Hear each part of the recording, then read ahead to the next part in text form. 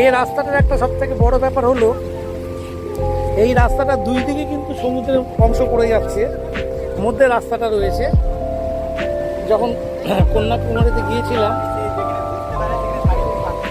না রামেশ্বরমে যখন গিয়েছিলাম মন্দিরে, তখন দুই দিকে সমুদ্র ছিল, মধ্যে রাস্তাটা ছিল, বাস রাস্তাটা ছিল।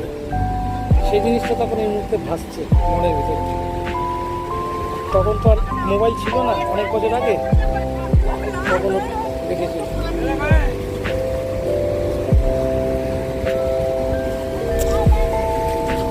এই রাস্তাটা কত বড় রাস্তা, কি সুন্দর করেছে এটা। টুরিস্ট এটা করেছে তোমার ছবি তোলার মতো জায়গা করেছে এটা, জানো? সব ইয়ারে ভিড় করেছে, দেখো ছবি তোলার জায়গা তো, ওখানে তুমি স্থান পাবে না। এই সমুদ্রটা আমার পেছন দিকে তাকাও, পেছন দিকে তাকাও, পেছন একদম সমুদ্রের দিকে মধ্যে এখানে ভাইজাগে ছিল,